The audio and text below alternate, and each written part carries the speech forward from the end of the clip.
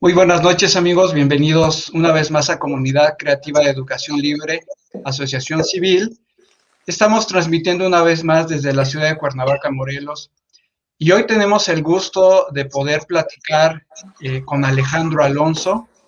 Ustedes ya han visto cómo hemos estado eh, dando a conocer esta plática con Alejandro. Buenas noches, Alejandro. ¿Cómo estás? Hola Miguel, ¿cómo estás? Muy bien. Pues bienvenido a Gracias. Cuernavaca, Morelos.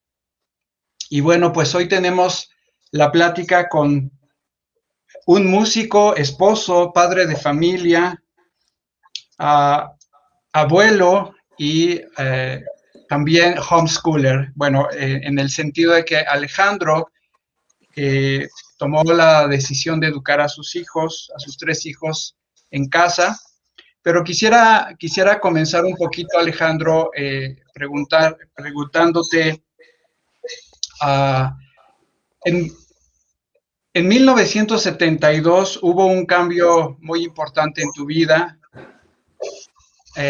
Has comentado en varias ocasiones que algún amigo deja una Biblia olvidada en tu casa y tú eh, empiezas a leer y algo ocurre en tu casa, algo ocurre en tu vida. ¿Podríamos comenzar a conocer esa parte de tu vida, Alejandro? Bueno, mira, yo era un músico secular en aquella época. Estamos hablando de en los 70s, por ahí, más o menos 1970 o 71. Sí, y alguien dejó ahí un amigo que me llevaba a regalar marihuana de otro estado yo estaba viviendo en San Miguel de Allende, que es donde conocí a mi esposa, y de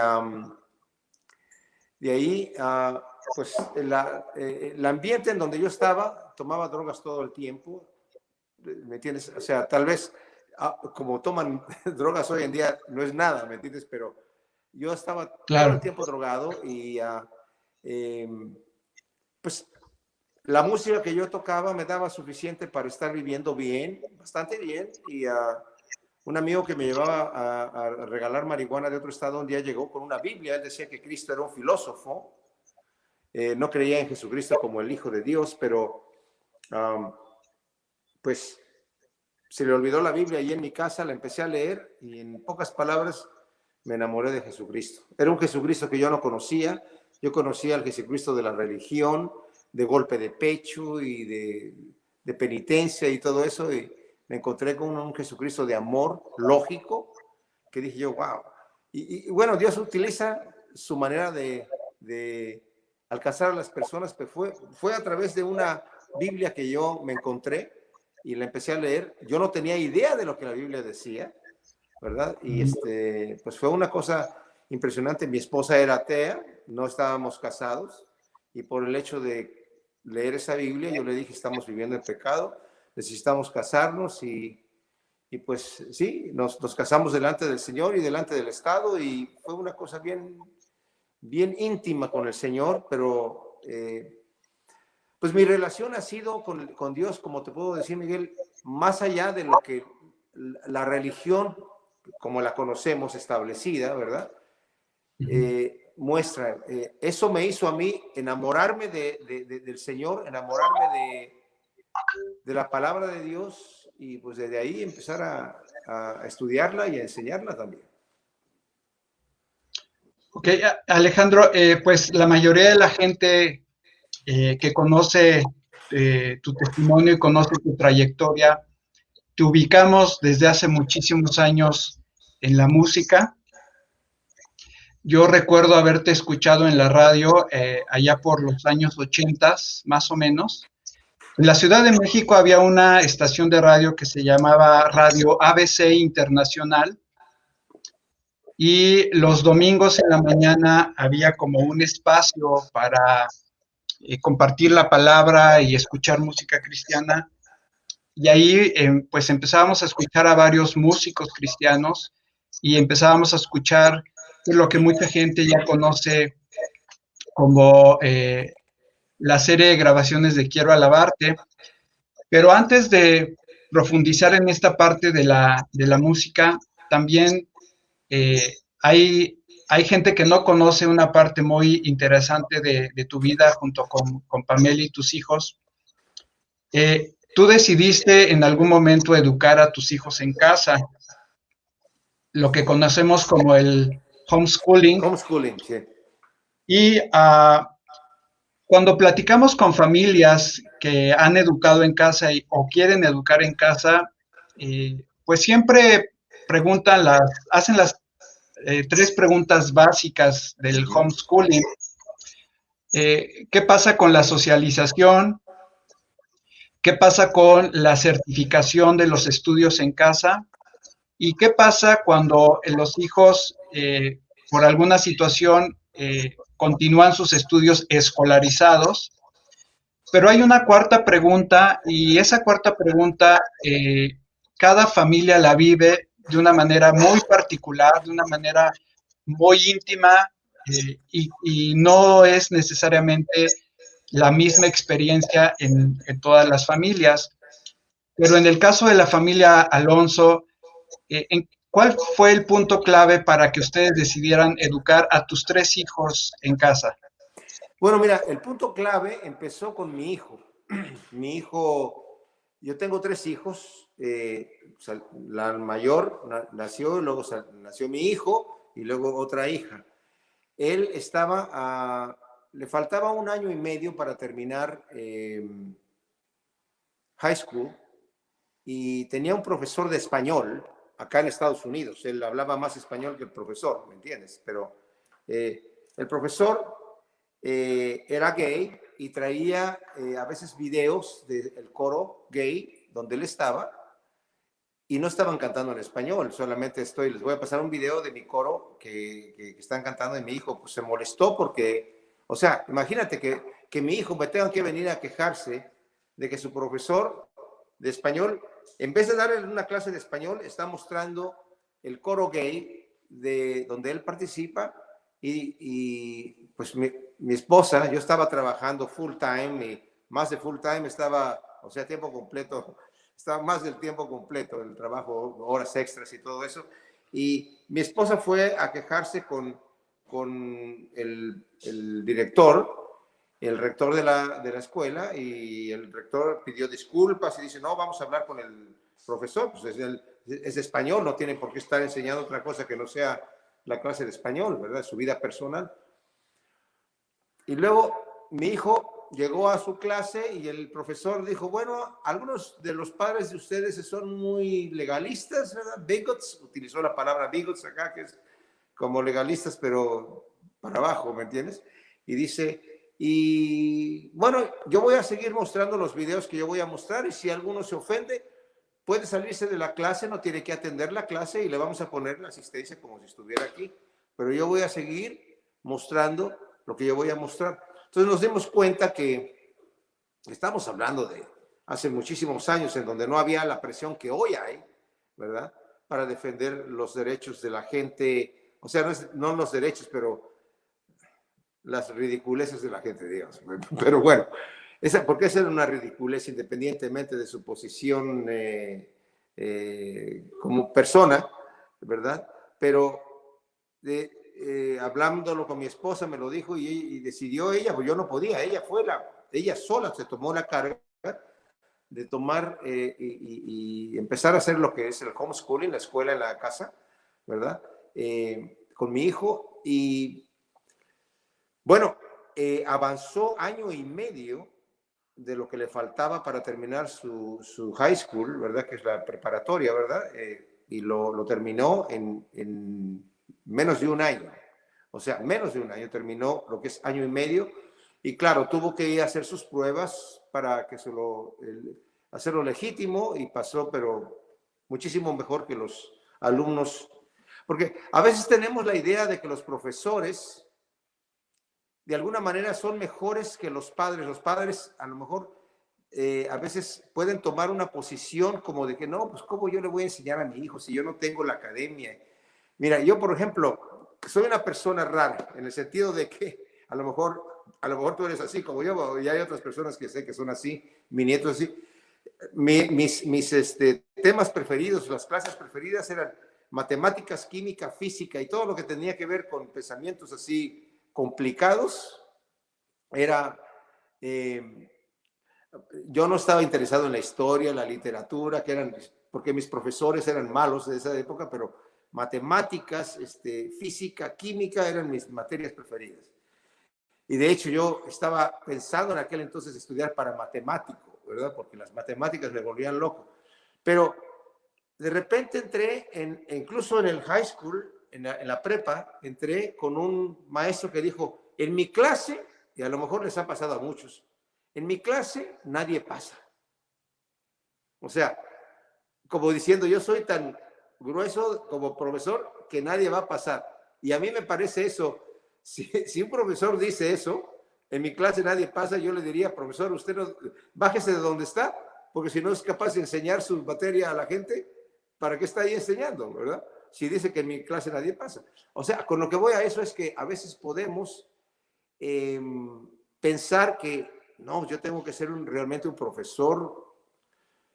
Claro, o sea, le vamos a enseñar a nuestros hijos y todo el material, como tú sabes, Miguel, ya está hecho para la persona que quiere enseñar en su casa. Ya todo el material está preparado para que el padre, la madre o los dos estén allí ayudando a sus hijos. Y el trabajo, eso es lo importante, el trabajo lo hace el alumno, porque él es el que se pone a estudiar y te digo, después de él, pues fueron mis otros hijos, ¿verdad? Y al final, mi hijo, que es el que está en medio, a todos sus hijos los ha tenido en homeschooling. Él tiene 6. Pero te digo, si los comparas con la educación normal, pasan por arriba. Mi hija, la mayor, estuvo con sus hijos en las escuelas normales, tradicionales, pero después llegó el momento en donde, por situaciones X, tuvo que empezar a tener la educación en su propia casa y, bueno, mis nietos del nivel donde estaban en la escuela subieron a un nivel tan tremendo que, por ejemplo, mi nieto mayor, que tiene 25 años, me parece. ¿Cuántos tiene? Bueno, sí, mi esposa se desapareció ahí. Ella es la que sabe la edad de los días. Está en Oxford ahora, se ganó una beca, la beca Rhodes, que es gratuitamente, todo pagado, absolutamente todo pagado para estudiar en Oxford. Y de ahí le ofrecieron en Harvard, en Yale, en un montón de universidades. Y ahorita está viendo en dónde va a continuar sus estudios de medicina que él quiere estudiar.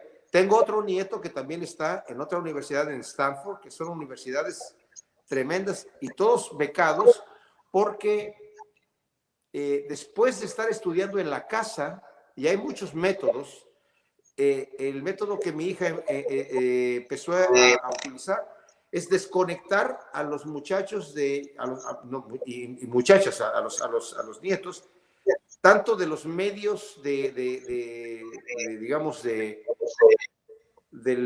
comunicación del teléfono, el iPad o de estar así, ¿me entiendes?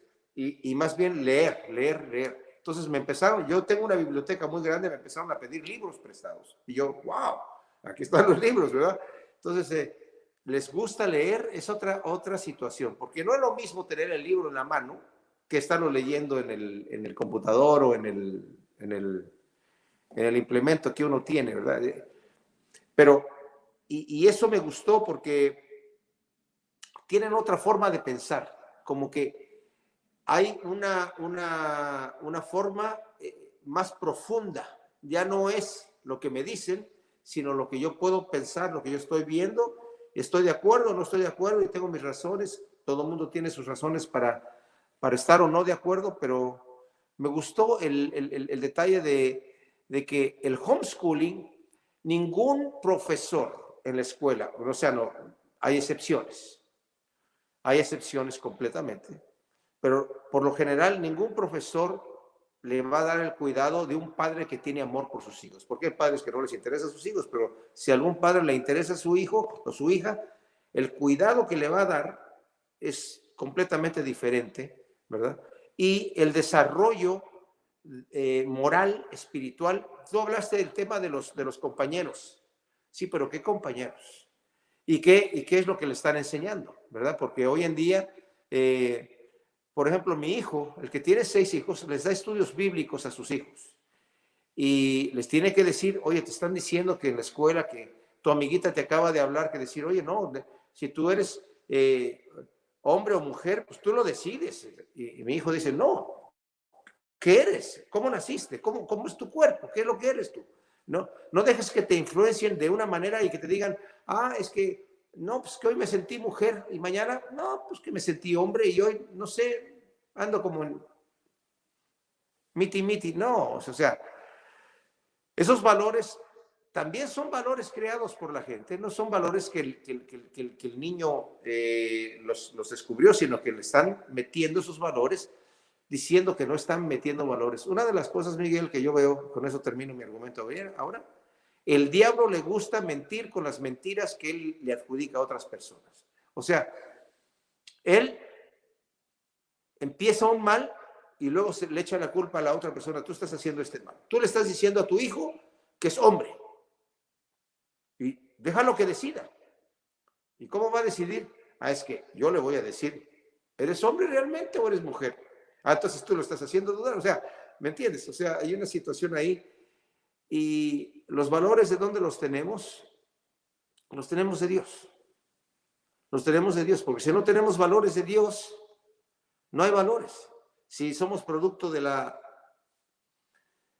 casualidad, no hay ni bien ni mal, como dijo Federico Nietzsche. No hay ni bien ni mal, tú te creas tu propio superhombre, lo que tú crees que es bueno para ti es bueno para ti, lo que tú crees que es malo para ti es malo para ti, lo que tú crees que es verdad para ti es verdad para ti. La verdad no es absoluta, no hay nada absoluto. Absolutamente no hay nada absoluto, es como, ese es otro absoluto, ¿verdad?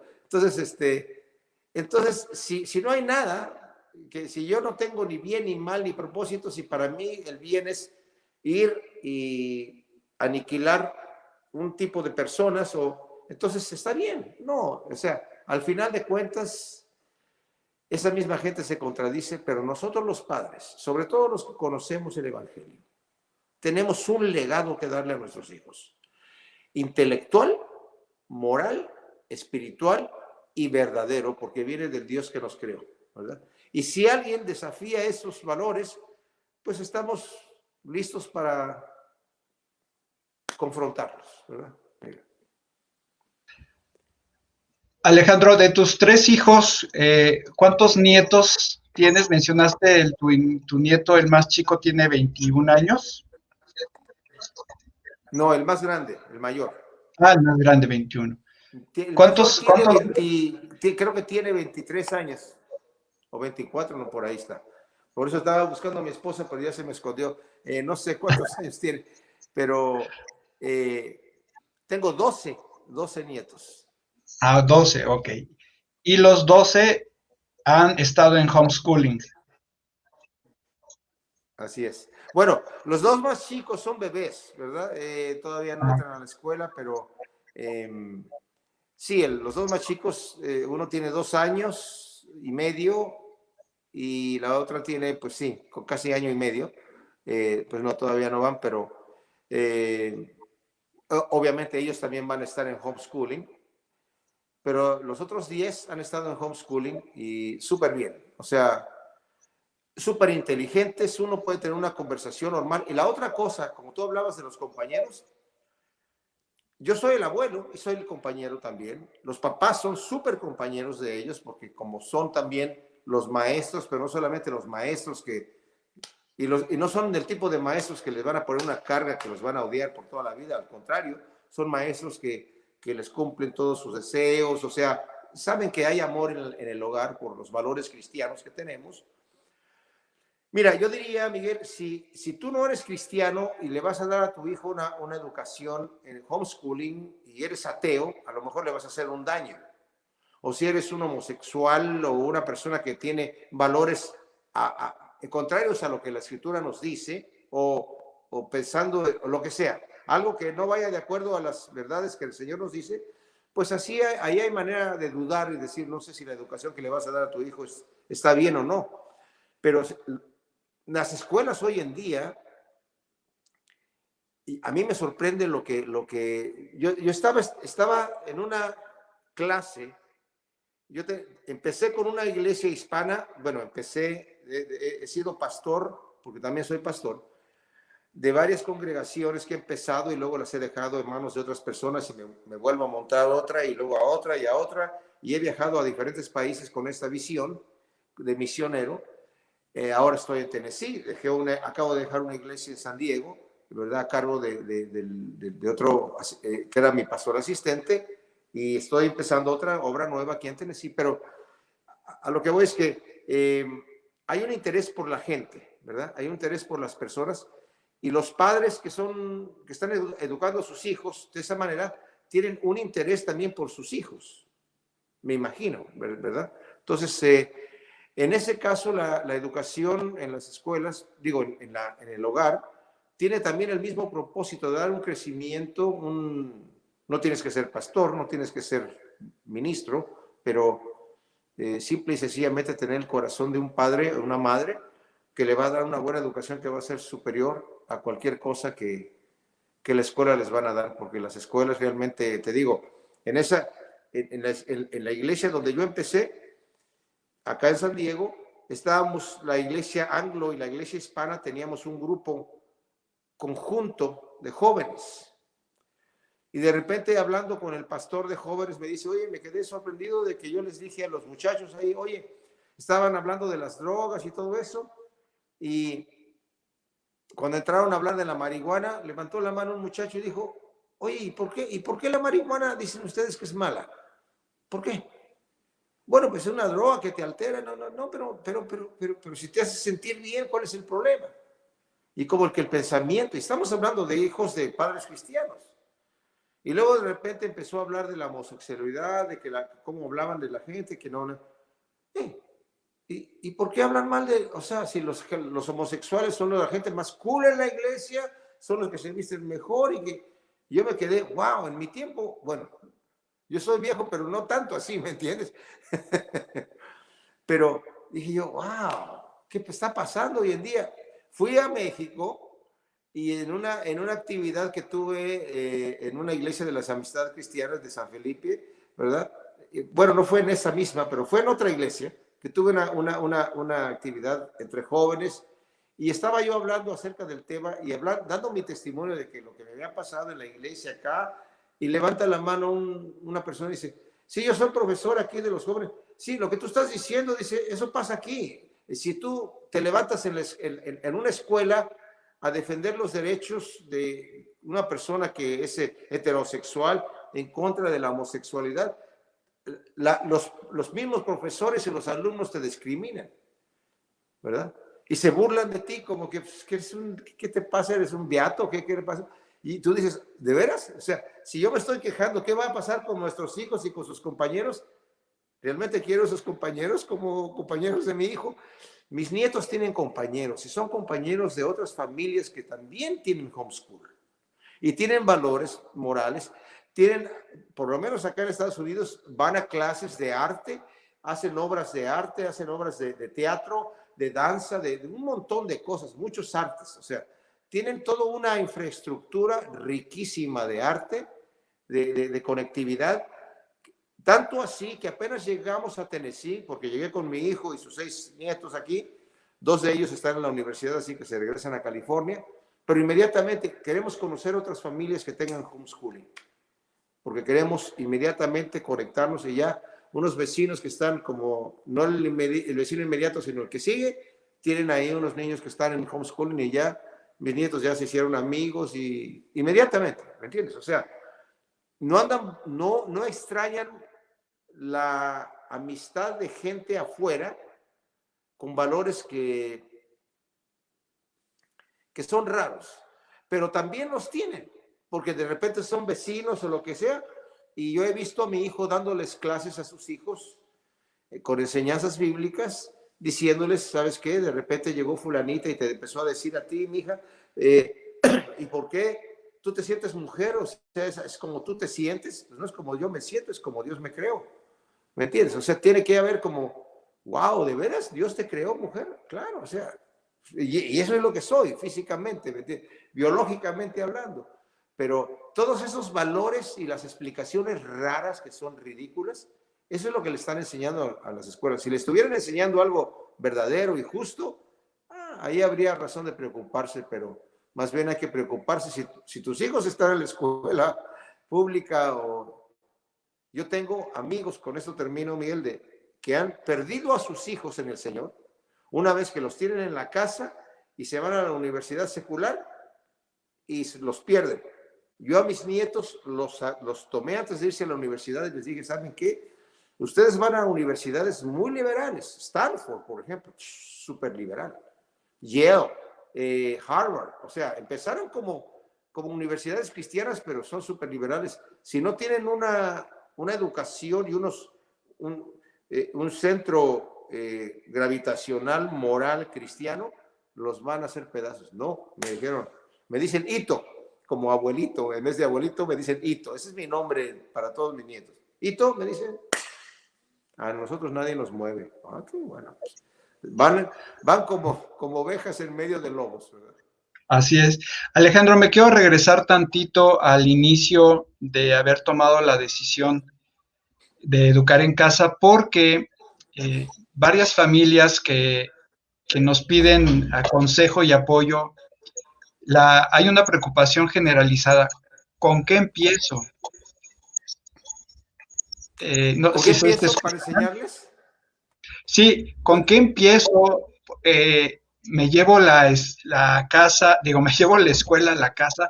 ¿Cómo fue la experiencia? ¿Cómo empezaron en cuestiones de material, metodología o didáctica? ¿Cómo fue el inicio para ustedes? Bueno, mira, mi esposa sería más capaz de responder eso que yo, porque como te decía, yo en ese momento estaba muy ocupado en el trabajo que yo tenía. Estaba como asistente de pastor en una congregación y trabajaba horas extras todo el tiempo. Ella fue la que tomó la iniciativa de hacer todas estas cosas, pero por lo menos acá en Estados Unidos estaba todo a disposición. O sea, solamente había que hacer una llamada y todo el material estaba allí de cómo dar el primer paso, el segundo, el tercero, ¿verdad?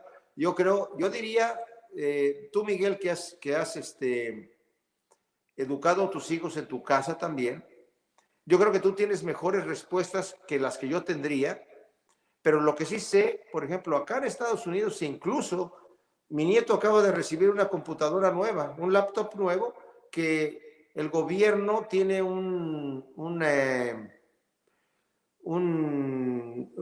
¿cómo se dice? Un dinero, ¿verdad? Disponible para la gente que está en homeschooling. Yo no sé si viene del gobierno o viene de gente que está donando a ese fondo, pero comprar una computadora, compran tintas para el impresor, cosas que necesitan para la escuela, incluso tienen ayuda financiera para lo que es el homeschooling. Por lo menos acá en Estados Unidos. Yo no sé, me imagino que en otros países no es tan fácil, pero todo el material está disponible de diferentes métodos educativos buenísimos. Mi hija, que de repente no estaba enseñando a sus hijos en homeschooling, mi hijo que es menor, pues ya tenía a sus hijos en homeschooling, la mayor empezó y encontró un nuevo método en donde los muchachos y las muchachas, tienen una sola hija, la muchacha y sus otros 3 hijos estaban leyendo libros porque era uno de los métodos, leer libros. Y les encantó leer libros. O sea, apaga la computadora, tienes un cierto tiempo para el Facebook y para tus contactos así, ¿me entiendes? Pero ponte a leer los libros y les encantó eso. O sea, no fue una imposición ridícula, sino que vieron ellos mismos en su vida personal. Te digo, mi nieto mayor, que le dieron la beca de Rhodes Scholarship, que es súper prestigiosa acá en Estados Unidos, pero poca gente la toma. Él era mediocre. A mí me pasó lo mismo en la escuela. Andaba yo saliendo ahí. Sí, era entre los principales, los mejores alumnos, pero no me interesaba. Hasta el momento donde yo dije, oye, ¿Y por qué no puedo yo ser el mejor estudiante? O sea, si yo tengo la capacidad mental, le empecé a echar ganas y llegué al primer lugar en todos los años y terminé muy bien, ¿me entiendes? Mi nieto hizo lo mismo. Digo, ¿sabes qué? ¿Y por qué no puedo yo? Y empezó, pum, pum, pum, pum, pum, pum. Se ganó una beca completita, le pagaron el boleto, todo, o sea, no tiene que gastar un peso, nada. Está allá en Inglaterra, de ahí se va a venir a Stanford, a lo que vaya, no va a gastar ni un peso, o sea, porque por o sea, y él como que puso la barra para el resto de los nietos y dijeron, pues si él lo puede hacer, nosotros también. Entonces ya como que hay un incentivo que va más allá de solamente estudiar, sacar tu preparatoria, y acá en Estados Unidos por lo menos existe esa cosa de que ya terminé mi high school, ahora voy a ir a fiesta, party, como dicen. ¿Qué vas a hacer? I'm gonna party, man. ¿Me entiendes? Voy a estar de fiesta todo el rato. Pues sí, y ahí terminó, ¿me entiendes? O sea, pero no, yo veo que hay un potencial, además de que el librarlos, es mejor no tener compañeros que tener compañeros malos, ¿verdad? Entonces, y además que mis nietos ya están como precavidos para, oye, allí te van a hacer cambiar de manera de pensar. El Señor me dio a mí sabiduría, Miguel. Mira, ¿qué te diré? Mi esposa era atea cuando nos conocimos y conoció el Señor, y su papá era un psicólogo, era hijo de pastor, pero él mismo era ateo. Ahora la oveja negra de la familia, ¿me entiendes? Y a sus hijos los educó ateos, pero no les tenía mucha importancia. Estaba en la esposa número 4, cuando mi esposa me dijo, oye, mira, le voy a pedir a mi papá que nos diga qué libros leer para educar a nuestros hijos. Le dije, ¿tu papá? Pues tu papá no, o sea, ¿qué ejemplo es tu papá? Y nos arrodillamos, Señor, tú danos sabiduría de cómo educar a nuestros hijos.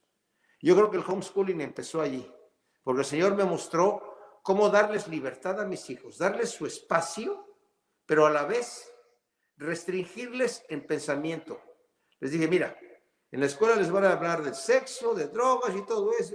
Si ustedes se meten en esas cosas, las víctimas principales van a ser ustedes. A mí me va a doler, a Dios le va a doler también, porque Él los ama más que yo. A mí me va a doler, pero a ustedes les va a doler más. Al fin de cuentas, ustedes van a ser los afectados.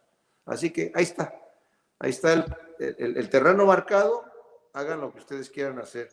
Mira, eso fue lo único que les tuve que decir, para que no se metieran en problemas de drogas ni cosas así raras. Y darle su espacio. O sea, a lo que voy con todo esto solamente, Miguel, es que tú le pides al Señor sabiduría, Él te la da. Dice la Biblia Claro. que Él se goza cuando la gente le pide sabiduría, y como dice Santiago, Él te va a dar abundantemente y sin reproche, ¿verdad? Así es. Alejandro, hace un momento mencionabas la responsabilidad que tenemos como padres de familia de hablarles del Evangelio, presentarles a Cristo a los hijos, esperar que tengan el gozo de su salvación en algún momento como tú y yo lo tuvimos, independientemente de las independientemente de las cosas en las que estábamos involucrados, ¿no? ¿Tú crees que todas las familias cristianas están obligadas a hacer escuela en casa con sus hijos? Es una pregunta poquito difícil, pero yo diría que desde el punto de vista, no necesariamente escuela en todas las materias, ¿verdad?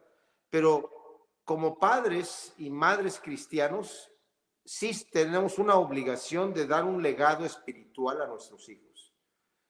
Es nuestra primer responsabilidad. No todos somos llamados al pastorado ni a ser maestros de la palabra de Dios, pero yo lo que sí sé es que en los mandamientos que el Señor le dejó a su pueblo es decirle a sus hijos, Dios, o sea, es uno, ¿verdad? Era lo que le decían en el oído, ¿entiendes? Yo cuando mis nietos estaban recién nacidos, lo primero que les decía ahí en el oído es Jesús te ama, Jesús es el Señor, ¿me entiendes? Y, o sea, yo sé que verdades que se les van a quedar allí, ¿verdad? Se les van a quedar allí y que no empiecen si no lo hacemos nosotros como padres, lo van a hacer en la escuela y van a recibir en la escuela pública y van a recibir una educación errónea, dañina, porque te digo, esta gente es militante, ellos no descansan. Nosotros nos relajamos y decimos, no, que eso se lo enseñan en la escuela. Mira, como pastor, yo te digo, Miguel, que una de las frustraciones que yo tenía con muchas familias es que ellos creen que llevan a sus hijos a la iglesia y la iglesia tiene la responsabilidad de educarlos como cristianos. No, la iglesia no tiene la responsabilidad. La iglesia es otro aparato social, moral, espiritual, para hacernos crecer y nos juntamos a adorar al Señor. Cuando hablo de la adoración, no estoy hablando de cantos, estoy hablando de lo que es llegar a orar, a cantar, ¿sí? A escuchar la palabra, a tener un momento de comunión, de coinonía unos con otros, a estar interesado en los problemas de los demás y que, Señor, ¿cómo puedo yo ser ayuda para que yo? Todo eso es adoración para mí. Entonces, somos llamados a adorar corporativamente en la iglesia, pero también somos llamados a adorar al Señor personalmente. En la casa, nosotros los padres somos responsables de dar ese legado a nuestros hijos, cómo adorar en sus vidas personales y que la casa misma, el hogar mismo sea un centro de adoración en donde llegan de la escuela, si es que están en una escuela pública, o llegan del trabajo después, si es que están en un trabajo mientras están estudiando, o como sea, o el papá o la mamá. El hogar debe de ser un centro, debe ser como el cuartel espiritual en donde todos llegamos allí a respirar. Tiene que haber un ambiente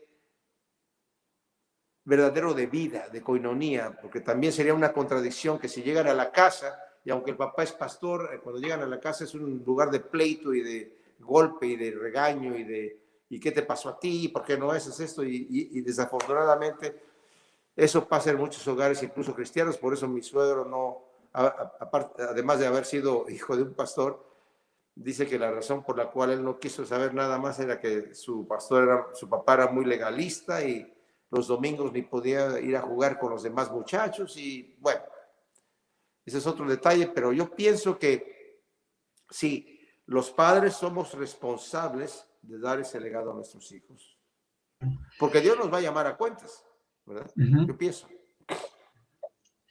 Alejandro, antes de pasar a lo que podríamos llamar una segunda parte de esta charla, te quiero preguntar, eh, ¿cuál, ¿qué fue lo más difícil que enfrentaron tú y Pamela al educar a sus hijos? ¿Hubo alguna, no me refiero a una oposición, sino en el proceso de ya, como dicen los argentinos, de engancharse?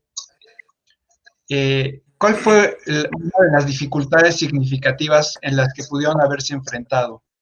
Mira, realmente no tuvimos esas dificultades. En nuestro caso fue una situación muy particular, porque justamente la educación de mi hijo fue porque nos íbamos a ir de misioneros a Sudamérica. Estuve un año en Argentina y 7 años en Chile. Entonces, mi hija la mayor decidió casarse justamente en el momento de que yo me estaba yendo. Entonces se quedó en la casa de unos amigos cristianos mientras estaba allí arreglando la situación con su boda y todo eso.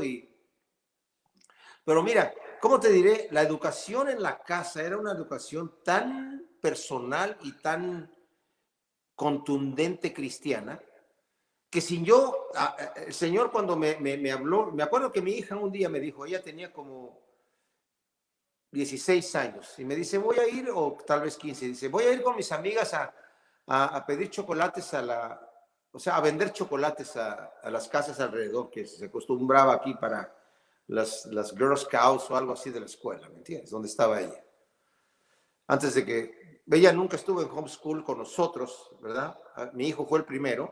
Entonces, ya era oscuro y en invierno, que el sol se mete más temprano, dije yo, oye, No, mija, está ya oscuro y no quiero que vayas a la calle a andarle tocando la puerta a los vecinos. Y... No, pero voy con otras amigas. Le dije, sí, pero no, está oscuro, no. Papá, estoy con otras amigas y no sé. No, le dije, mira, te estoy diciendo, no vayas, ya está oscuro y es peligroso. Y dice, no me tienes confianza entonces. Y ahí como que me quedé así. Y le dije, ¿sabes qué? Te tengo confianza, ve con tus amigas. Igual me quedé en mi casa ahí, Señor, protégela y todo el asunto, ¿me entiendes? Pero el darle su espacio, el darle su lugar de respiración, le hizo sentir, hey, mi papá tiene confianza conmigo, ¿me entiendes? Entonces, los valores morales que nosotros estábamos mostrando a nuestros hijos, ¿verdad? Eran fuertes, de manera que mi hija la mayor, bueno, todos mis hijos realmente no son porque sean mis hijos, pero realmente son muy, muy bellos todos ellos, guapísimos. Ella, pues tenía varios pretendientes, pero nunca le hizo caso a nadie, ¿me entiendes? Entonces de repente me dice, ya cuando nos estamos yendo de misioneros, me dice, papá, me voy a casar. ¿Cómo que te vas a casar? ¿Con quién? Pues tengo un novio. Ay. ¿Y quién es? Pues ya me dijo el nombre de la persona. Yo conocí al muchacho, ¿verdad? Y bueno, te voy a decir, como padre, con mi hija la mayor, no había candidato. Dije yo, ¿quién va a ser el infeliz que se va a parar en mi casa, de ahí en la puerta, decirle, te vengo a pedir la mano de tu hija? ¡Pah! Dije yo, no hay candidato. O sea, no sé quién fue, no sé qué pastor dijo un día, el día que tú le estás entregando tu hija en matrimonio a una persona, dice, no importa si el tipo cada vez que sonríe hace salir el arco iris, dice, tú sientes que le estás dando tu más querido Stradivarius a un gorila para que lo toque. Entonces, pero ya cuando me dijo quién era y todo eso, dije yo, sí es un hombre humilde, sí, no es el príncipe azul que yo estaba pensando, pero bueno, ahí estamos. Y fue justo cuando yo me iba de misionero a Sudamérica.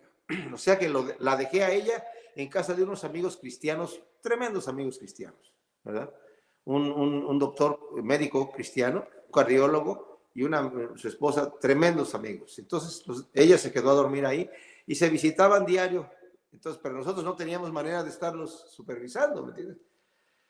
Y de repente ya llegó el día de la boda, y yo viajo de Chile hasta acá para hacer la boda, y en el momento estoy así, oficiando el matrimonio y todo eso, y prometes tú que sí, y tú también, y tomas, y sí, yo tomo, y papá, el anillo, y los declaro marido y mujer. Le dije, ahora puedes besar a tu novia. Y le dio el beso, y voltea a él, a mí, y me dice, esta es la primera vez que beso a tu hija. O sea, ella ni siquiera se dejó besar de él hasta el momento que dije yo, los declaro, y yo hasta me quedé así como, ¿de veras? Y paré ahí la voz y dije, ¿saben qué me acaba de decir él? Que es la primera vez que él la besa a ella, aquí. Y se paró un muchacho ahí dentro del público, que era un jovencito conocido por toda la congregación, que era un reventado, y dice, oh, man, that's beautiful. Qué hermoso es eso, ¿verdad? O sea, no lo podía creer que había ese tipo de pureza, ¿me entiendes? Y yo no le tuve que decir nada a eso a mi hija. Con eso solamente estoy diciendo, Miguel, que la educación, el interés que los padres les puedan dar a sus hijos, moral, de amistad, de compañerismo, de interés verdadero, si eso lo tienen en el hogar, cuando reciban de los mismos padres la educación que deberían estar recibiendo de la escuela, van a recibir mejor educación, hay mucho material, tanto en México como en Estados Unidos y muchos otros países también, ¿verdad? Para poder educar a nuestros hijos en la casa mientras podemos, ¿verdad? Porque hay un movimiento que eventualmente nos quieren quitar ese derecho y dárselo al Estado. Sí. Así es. Si me permites, Alejandro, antes de hacerte una pregunta sobre lo que te has dedicado pues, prácticamente toda tu vida, te quiero leer aquí Kastel-Uski, no sé si lo pronuncio bien, te dice, le admiro mucho, Escuché su música en Radio Cultural de Guatemala. Saludos desde Tapachula, Chiapas. Gracias. También nos Gracias. saluda Sergio García, que tan amablemente siempre nos sigue, profesor de la Universidad de Puebla. Saludos, Sergio, una vez más. Glory Sam, saludos. Hace 15 años, en una casa de rehabilitación, uno de los hermanos ya mayor que ahí servía junto a mi esposo tenía un CD y diario ponía sus cantos de vuelta a casa. Inspiró a mi esposo a escribir canciones de evangelismo también. Hemos sido bendecidos por el don del hermano Alejandro Alonso.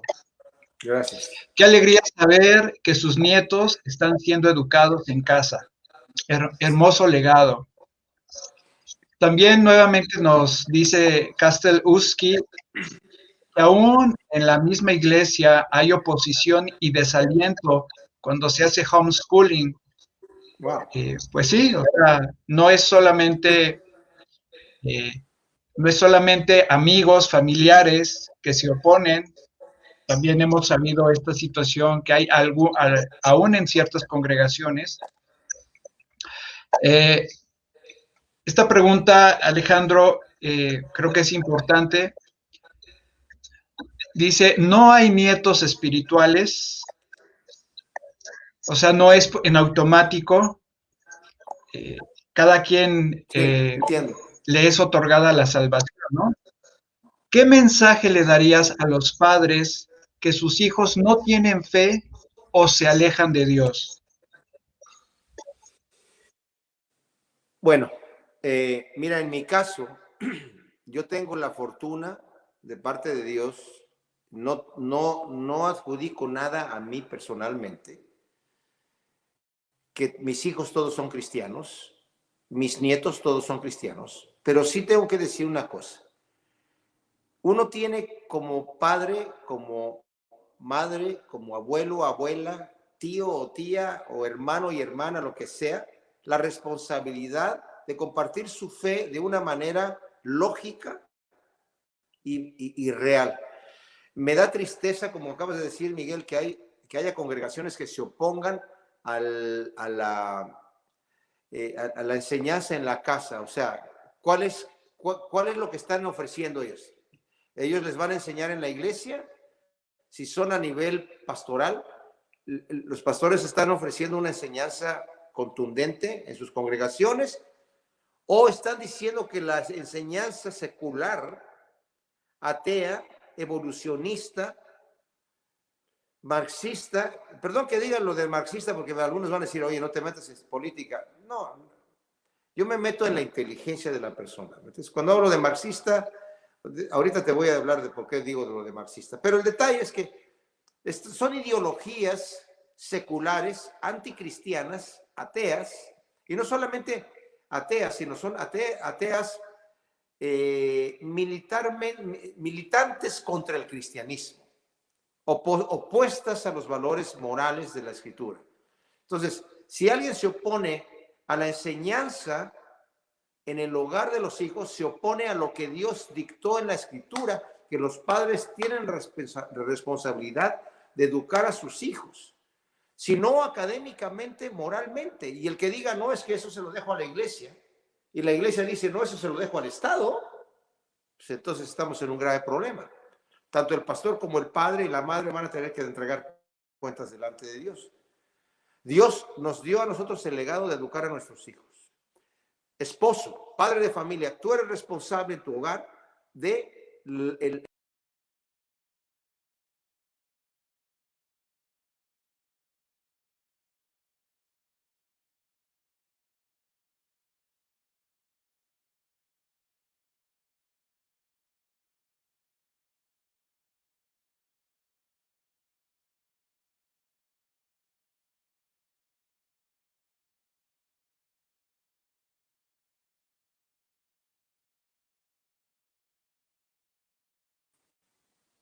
¿Hola?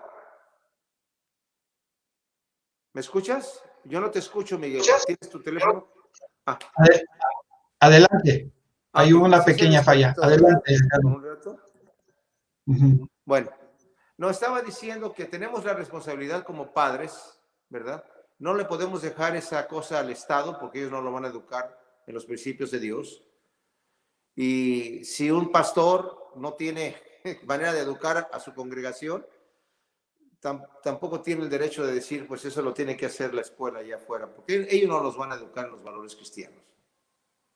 Ni siquiera podemos confiar en muchas de las escuelas cristianas que van a tener esa responsabilidad, ese nivel de cuidado. No pueden, no pueden. Mira, yo trabajé con maestros y maestras de escuelas dominicales de los niños que tienen amor por los muchachos, y frustradas llegaban a decirme, estos muchachos, les hacemos un seguimiento por las redes sociales de Facebook y todo eso, a ver cómo estás y todo eso. Y algunos de ellos no contestan porque, pues obviamente, porque son menores de edad. ¿Me escuchas, Miguel? ¿Se cortó? Tengo tu micrófono como apagado aquí. Lo tengo Miguel, apagado para hola. que no rebote el sonido. Perdón. No, es que decía, hay un perrito que está ladrando allá arriba y nadie lo está controlando, pero no tengo, ni tengo yo tampoco.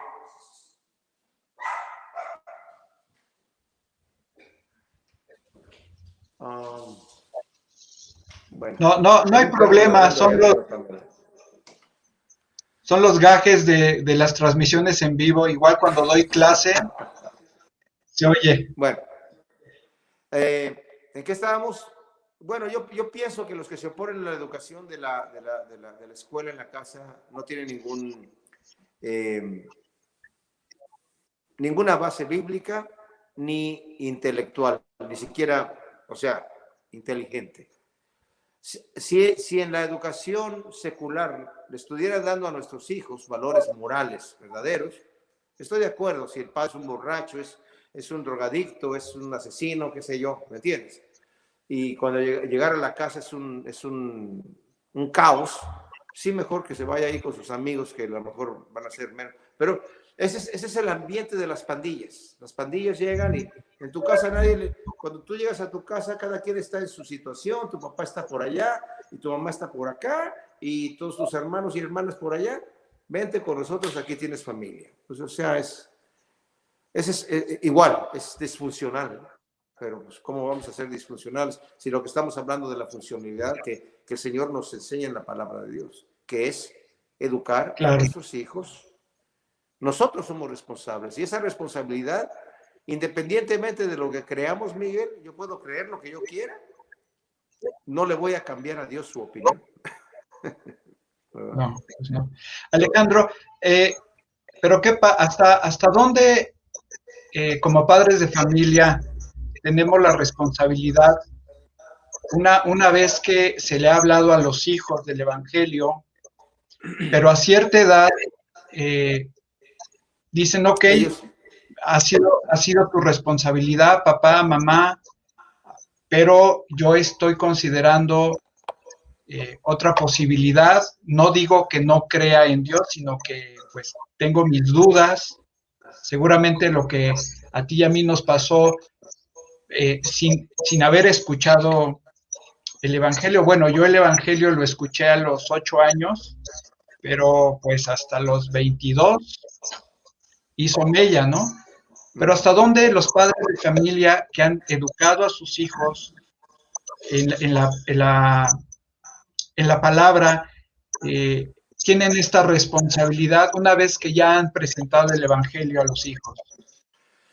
Bueno, mira, Miguel, es una pregunta bien difícil en el sentido de que no todos los padres tienen la capacidad de dar ese legado a sus hijos, pero si tienen un buen ejemplo y tienen una buena enseñanza y se gastan su tiempo en interesarse por los problemas mentales y morales de sus hijos, y aún así los hijos deciden reventarse, ya sea por malas, sobre todo va a ser por malas compañías o por X motivo. Vemos en la Biblia hijos de tremendos siervos de Dios, ¿verdad? Al profeta Samuel, que incluso sus hijos le dijeron, tus hijos no andan en tus caminos, queremos rey. Y hasta cuando pidieron rey, él se ofendió y fue delante de Dios y están pidiendo rey. Y el Señor incluso le dijo a Samuel, no te molestes porque no te están negando a ti, me están negando a mí de ser rey sobre ellos.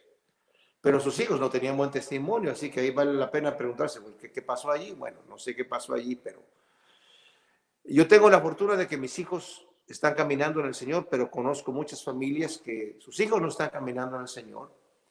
De cualquier manera, vale la pena hacerse la pregunta sin autocondenarse. ¿Estoy realmente gastando el tiempo de darle este legado a mis hijos o no?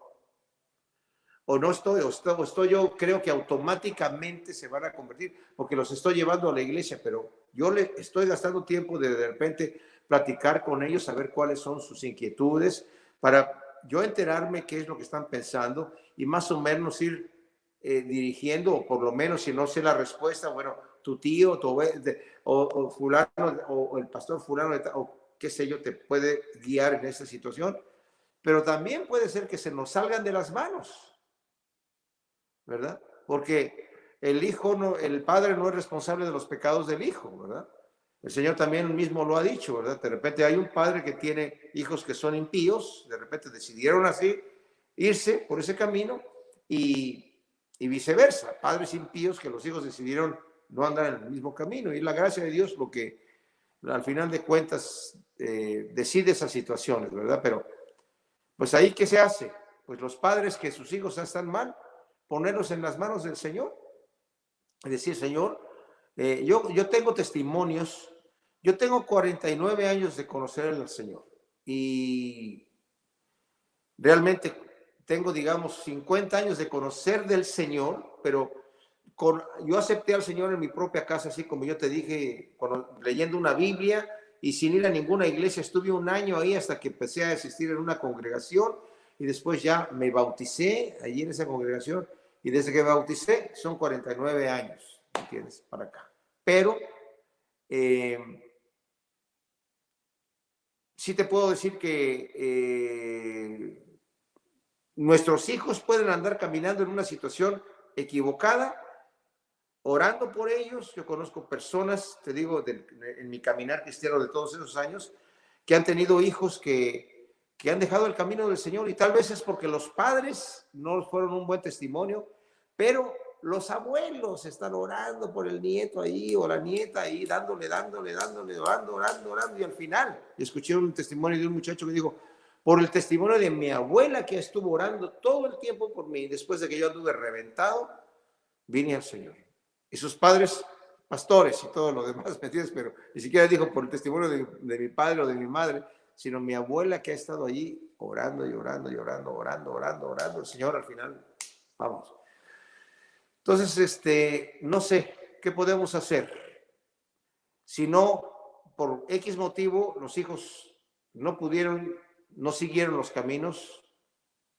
Yo tengo una pregunta a eso y realmente qué bueno que hiciste esta pregunta, porque yo cuando enseño los textos de Timoteo y de Tito acerca de los requisitos de los ancianos o líderes de la iglesia e incluso de los pastores, que tengan hijos cristianos, porque si no pueden tener a sus hijos en sujeción, ¿verdad? En su casa, ¿cómo pueden enseñar la iglesia de Dios? Y yo entiendo eso, porque muchos de los hijos puede ser que no sean cristianos porque los padres no saben tratar con sus hijos y darles el legado, pero puede ser por otros motivos también, porque si nos vamos a la letra así muy textual, pues tendríamos que descalificar un 75% de los pastores que hoy están funcionando con ministerios tremendos, que sus hijos no son cristianos, ¿verdad? Pero entendiendo también la cultura, que en aquel entonces el pater familias, que es el padre de familia, era una autoridad, era prácticamente la autoridad final en la casa, donde tenemos que creyó él y se convirtió toda su casa, y creyó él y toda su casa fue convertida, pues porque era la autoridad, no es que era una promesa así para todo el mundo, pero era la autoridad. Y claro, si el pater familias era el capaz, la persona capaz, la autoridad capaz de dar ese legado espiritual, pues la familia también lo seguía. Pero en nuestra época, donde se le ha dado a los hijos la independencia a veces errónea, a veces buena. Si los padres son malos, si son abusivos, pues qué bueno que tienen la independencia de poder decir, ¿no? O sea, auxilio. Pero yo pienso que los padres que tienen hijos que no son cristianos, pues si están haciendo el esfuerzo de convencerlos, si no pueden, la oración es el recurso principal para eso. Antes, en medio y después. Claro. Nada más, no quiero dejar pasar otros comentarios breves. Silvia Rodríguez Chivis, de gran bendición este tema y un gusto escuchar al hermano Alonso. De gran bendición todas sus canciones. Saludos. Gracias. Yuri Armento y María Félix Sotelo, gracias por este testimonio. Alejandro, pasando al tema de la música, en todo este tiempo que has estado con tus hijos, con tus nietos, ¿cómo pudiste combinar el ministerio, conciertos, grabaciones, ministerio, atendiendo a tus hijos? Bueno, mira, realmente mis hijos han sido como de bajo mantenimiento, ¿me entiendes? O sea, no he tenido que estar ahí con ellos todo el rato, sino que he tenido mis momentos de pláticas con ellos, pero el Señor me mostró a muy temprano momento que yo tenía que darles su espacio. Solamente cuando había algo importante, venían conmigo y yo les daba algún consejo. Tanto así que los amigos de mi hijo, por ejemplo, cuando estaba en high school, venían a mi casa a pedirme consejo, porque sus padres no podían confiar en ellos para consejos, sino que veían que bueno, aquí, si ellos llegaban con mi hijo, oye, no sé qué hacer con él. Mi papá te puede decir, o sea, venían y decía, y me tomaba 3 minutos darle la respuesta. ¿Qué? No, pues hacer aquello. Ah, listo, ok. Señor Alonso, muchas gracias. Sí, no hay problema. O sea, mira, tal vez fue porque yo tuve, mi hija nació la mayor cuando yo tenía 19 años. O sea, también esa es una cosa especial que no se lo recomiendo a todos los muchachos, ¿me entiendes? Pero yo tuve a mi hija cuando tenía 19 años y pues crecieron mis hijos escuchamos la misma música, como amigos, o sea, prácticamente una discrepancia de edad, pero siempre al mismo nivel intelectual, moral y hasta el día de hoy, ¿verdad? Y mi hijo también tiene esa misma cultura con sus hijos, aunque él no los tuvo a edad tan temprana, pero son sus amigos y los trata como amigos, no como hijos. A ver, tú, papá, sino como amigos. Y si hay algo que les va a decir, dice, mira, no quiero ser rudo, pero eso que estás haciendo, o sea, ¿de veras? No, papá, mira, ok. O sea, hay una interactividad intelectual como la había conmigo. No es, yo soy tu padre y haces eso porque yo te lo digo y soy tu padre y te cae la boca y no. Había una relación de amistad, de amor, de confianza, que es algo que hay que desarrollar. Y lo digo también para los matrimonios, eso debe de estar en los matrimonios, ¿verdad? Debe de haber una amistad, debe de haber un compañerismo, no es que porque yo soy, porque ya ahora tengo el derecho, no. Nadie tiene derecho de nada. Tenemos el privilegio de la responsabilidad y sobre todo hablando a los hombres, otra vez a los patres familias, tenemos la responsabilidad como maridos de amar a nuestras esposas como Cristo amó a la iglesia. El nivel está bastante alto. Como Cristo amó a la iglesia. Tenemos que amar a nuestros hijos, obviamente, como Cristo nos ha amado a nosotros como hijos. A nuestros hermanos también como Cristo los ha amado. Ámense unos a otros, ¿verdad? Como yo los he amado. A nuestro prójimo como a nosotros mismos y a nuestro enemigo, no dice cómo, pero tenemos que amarlo también, ¿verdad? Y pues ese es el asunto, o sea, mostrar una relación de amor. Yo creo que cuando tenemos esa relación de confianza con nuestros hijos, que ellos tienen la confianza de venirnos a decir sus problemas, y yo te digo, mis hijos me han llegado con problemas que yo no he visto otra familia que sus hijos se atrevan a decirles a sus padres, yo tengo este problema como el padre, como para darle una bofetada y sabiendo que yo no les voy a dar una bofetada, sino que les voy a dar un consejo, ¿verdad? Entonces, hay que crear una relación también con nuestros hijos, de amistad, de amor, pensando, ¿cómo quiero yo que Dios reaccione cuando yo vengo a Él con un problema? Le digo, Señor, es que este pecado, mira, no sé cómo vencerlo. Vencerlo, ya te he dado oportunidad. ¿El Señor te va a hacer así? No, el Señor no nos va a hacer así, ¿verdad? Nos va a recibir como el padre del hijo pródigo. Nosotros debemos de recibir a nuestros hijos como el padre del hijo pródigo, ¿no?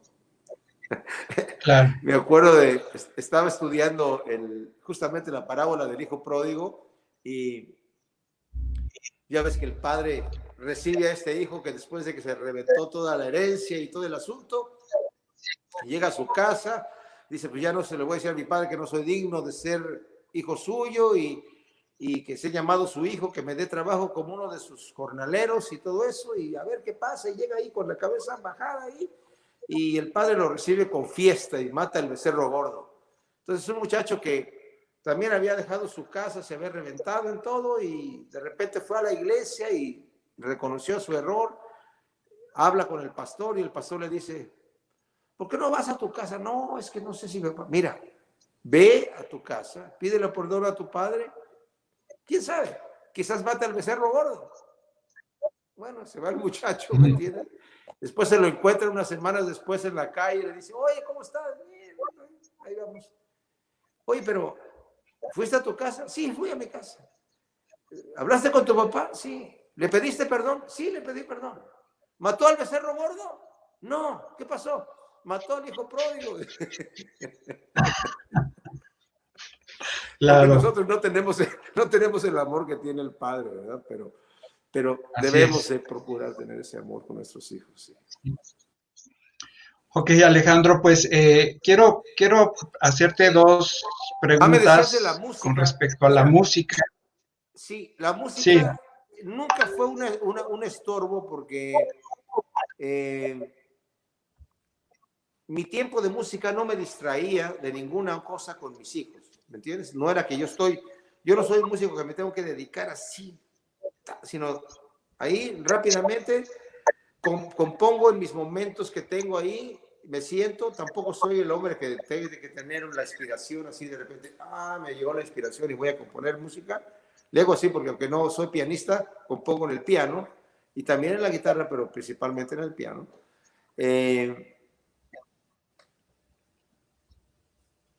Pues es como un arquitecto para mí. Componer música es como un arquitecto que le dicen, necesito una casa con 3 cuartos aquí, 2 baños acá, y ok, ¿no? Y me siento a trabajar. O sea, me siento a componer. No es que me llegó la inspiración, sino me siento a trabajar y empiezo a buscarle ahí todo lo que tengo que hacer. Entonces ya cuando necesito grabar es un tiempo que tengo allí, pero no, eso no me distrae de la... Yo creo que tampoco nuestros hijos requieren tantísima atención, ¿verdad? Que nos va a quitar un tiempo. Necesitan atención de calidad, no de cantidad, de calidad. Entonces, por ese lado, ok. no me he interrumpido para nada en nada. O sea, al contrario, me da sabiduría en mi vida personal también. Te decía que también quería hacerte dos preguntas. Yo he visto en algunas presentaciones escritas acerca de tu trabajo como músico. Dice Alejandro Alonso, precursor de la música cristiana contemporánea en español. ¿Eso cómo te ha parecido a ti en el trabajo o en el ministerio que has tenido de la música, de componer? Bueno, o sea, pionero dice ahí, ¿no? O sea, lo que se está Sí. refiriendo es que cuando Pionero yo empecé a o hacer... precursor, dice en algunos. Sí, lo que pasa es que en el momento que yo empecé a hacer música cristiana, no había otras personas más que, bueno, estaba Manuel Bonilla, estaba otros cantantes que eran como traducciones de la música que ya existía en inglés, haciendo versiones hispanas, tal vez no sé, a otro nivel, pero yo era un músico secular que empecé a hacer, yo vengo de una escuela de rock y de blues, me junté con un músico que también cristiano, venía de la escuela de jazz y de música clásica, entonces combinando todas estas influencias, también tengo familia que es cubana, tengo mucha influencia de música cubana, de ese tipo de beat, ¿me entiendes? Pero española, también soy español, aparte de mexicano tengo nacionalidad española, entonces también tengo la influencia española, latina, de blues, de rock, de jazz, de música clásica y todo eso. Entonces, mi música es como muy variada y me gusta escuchar todos los estilos musicales que hay.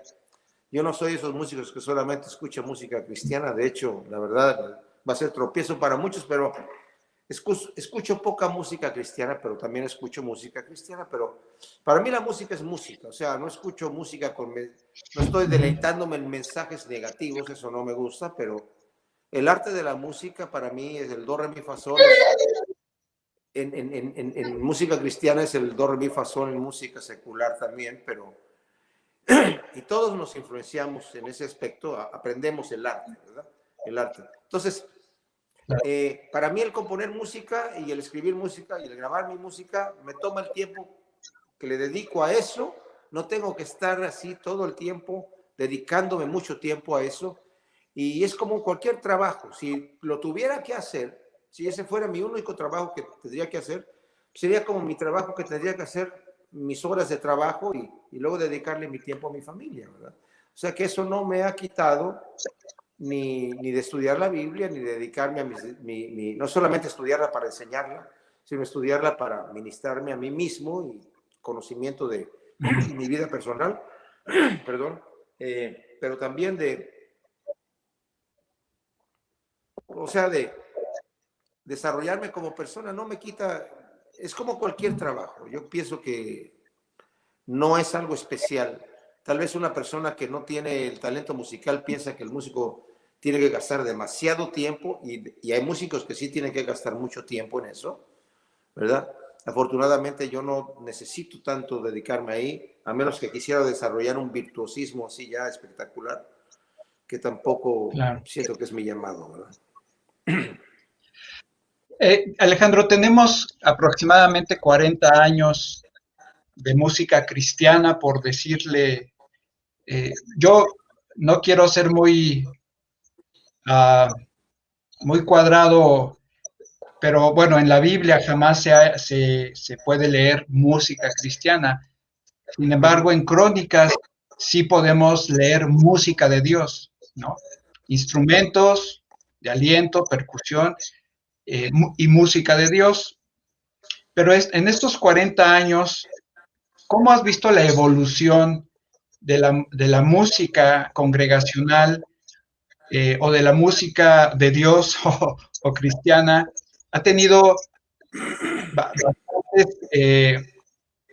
bastantes situaciones que han causado tanto gozo y alegría como asombro, pero ¿cómo has visto estos 40 años de música hasta el día de hoy, hasta lo que podemos escuchar el día de hoy?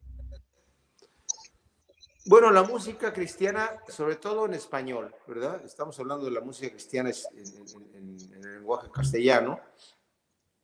Ha sufrido unos cambios importantes. Como te digo, yo fui uno de los precursores de este tema y con la música que empezamos a hacer, que era la serie de Quiero Alabarte, que fueron traducciones de una serie que en inglés se llamó The Praise Albums de Maranatha Music. Fueron traducciones hechas.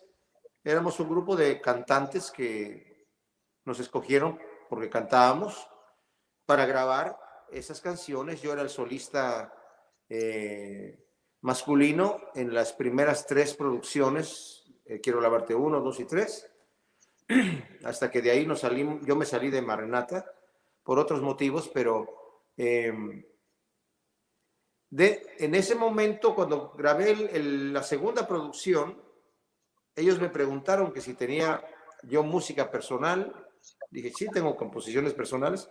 Me quisieron grabar y grabé. No era que yo quiero grabar, yo tengo que grabar. No había esa situación, ni tampoco había la situación de que yo quiero ir a cantar en las congregaciones, y tampoco había nada de eso. De hecho, la música de Quiero Alabarte como grupo nunca la cantamos en ninguna congregación, nunca nos presentamos, jamás nos presentamos, nunca. Era una música que se grabó para que salieran la música, no con motivos económicos. No, nosotros no ganábamos nada.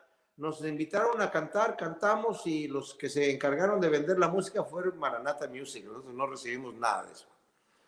Y ni nos interesaba. Y incluso cuando hice mi grabación personal de mi álbum, ahí quedó, o sea, se andaba distribuyendo por ahí. Lo llegaron a vender en México y supe de las regalías que las compañías estaban recibiendo. A mí no me tocó nada de eso. Eso es otro detalle, pero a lo que voy es que yo no andaba haciendo un mercadeo de mi música, ni por fama ni por dinero. No había eso. De hecho, empecé a hacer después otra música que era, ya como cristiano, era música de protesta que no se grabó nunca, con un grupo que se llamaba Fe y Razón, que sonó sobre todo en la Ciudad de México y también en Querétaro, de donde yo soy. Y era música de protesta, donde era protesta contra el ateísmo, contra el marxismo, contra el evolucionismo, de los diferentes promotores de evolución, de Jacques Monod, de Alejandro Oparín, y de diferentes posiciones, ¿verdad? Con la manipulación en las escuelas de la enseñanza sin pedirle al alumno opiniones, sino tienes que responder en el examen lo que nosotros te dijimos, de dónde viene el universo, la teoría de fulano de tal, y la teoría, nunca me preguntaron qué pensaba yo. No había ese mecanismo o mecánica de, te vamos a enseñar esto es lo que fulano dice, pero ¿qué piensas tú? ¿Cuál es tu pensamiento? No había ese tipo de motivación intelectual. Entonces, escribí música quejándome contra esa situación también, ¿verdad? Entonces, esa música jamás se grabó, nunca se comercializó porque no se grabó. Y después empecé a escribir mi propia música, que es de donde salió la producción de Quiero Alabarte, no, de Cántico de Libertad, que salió en el 82, me parece.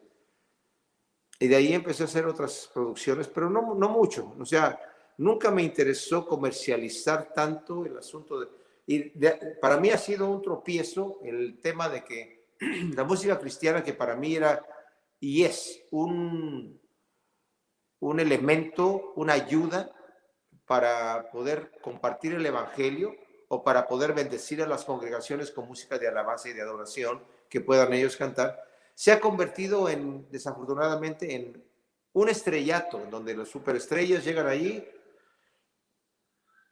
a demandar un montón de cosas como superestrellas que son, o se sienten, ¿verdad? Y también a dar un legado musical que ahora muchos de los nuevos artistas que están surgiendo salen con la visión de que yo quiero llegar a hacer lo que él hace, quiero cobrar lo que él cobra, quiero hablar como él obra, como él habla, quiero presentarme como él se presenta y, ay Dios mío, dice uno, pues la verdad se ha perdido mucha originalidad de la gente, ¿verdad? De hacer cosas como artistas. O sea, yo más bien quiero sonar como suena la persona. Me acuerdo que una vez estaba yo en Argentina, y esto va a sonar un poco raro, pero llegué a cantar en una congregación y llegó un flaco ahí. Bueno, se dicen flacos entre ellos, el flaco, ¿verdad? El flaco. Sí, mira, che, viste, conectá la viola aquí, ponela aquí, ponete el micrófono aquí, viste, y no, mira, nosotros vamos a tocar, che, mira, vamos a tocar dos temas, viste, y vos entrás y cantás y lo que Dios te ponga en tu corazón, viste, ok.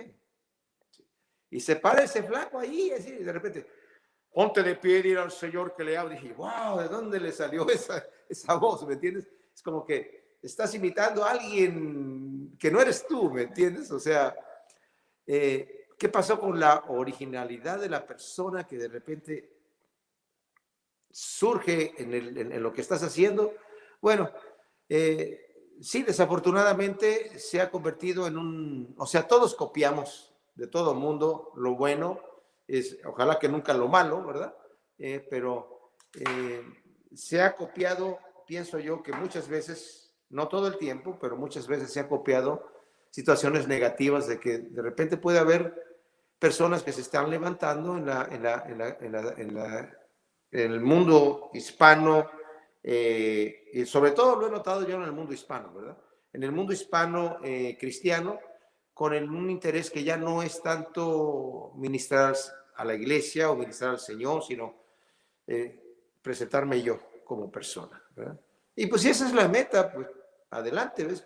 No digo que está mal, para mí no es, para mí no es. Yo me salí de esa situación porque no, para mí la música es una herramienta más para compartir, y la verdad, o sea, es un tema muy delicado. Tampoco me quiero poner muy legalista en ese. Si hay gente que siente que tiene el derecho de hacer eso, adelante, adelante, adelante, ¿verdad? Pero como cualquier otra cosa, cualquier talento que tenga yo, lo puedo usar para mí o lo puedo usar para el Señor. Y yo prefiero usarlo para el Señor y espero que Dios me dé sabiduría de hacerlo de la forma correcta. No digo que yo la tenga, ¿verdad, Miguel? O sea, pero ahí vamos. Ok, y pues Alejandro, quiero hacerte una última pregunta a reserva de que en algún momento en un futuro nos concedas otra charla más y Por profundizar supuesto. en aspectos que creo que son muy importantes con respecto a la música congregacional, algunos aspectos que eh, no se enseñan desde la perspectiva bíblica, sin embargo, parece que hubo una moda también de abrir escuelas de música para cristianos. Y te quiero preguntar, como una última intervención, ¿es necesario que el músico que participa en la alabanza congregacional forzosamente necesite estudiar música eh, profesionalmente? Yo pienso que sí. Y mira, las escuelas de músicos de música cristiana, yo no sé la mecánica que ellos utilizan, pero me imagino que debe ser la mecánica que de cualquier, por lo menos tiene que tener la infraestructura de cualquier escuela de música, pero como te digo, yo no he atendido ninguna de esas ni conozco cómo el mecanismo de cómo se hace, pero debe de ser bueno, ¿me entiendes? Definitivamente he notado una mejora en la música congregacional de los músicos.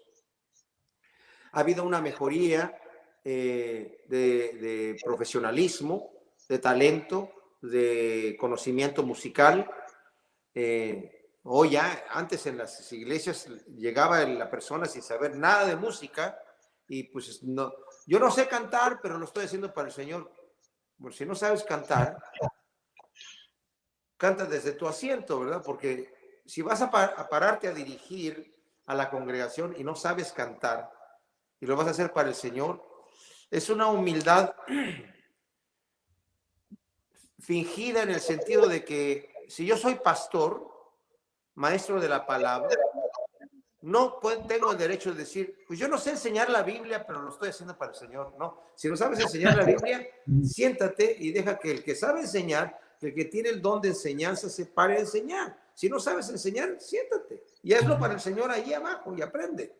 O sea, si quieres cantar y no sabes cantar, siéntate ahí abajo y no muestres una humildad fingida que no es humildad. O sea, realmente si yo estoy haciendo esa situación, pues no soy realmente una persona humilde. O sea, por otro lado, los músicos han desarrollado un nivel que muchos de ellos vienen de las escuelas cristianas.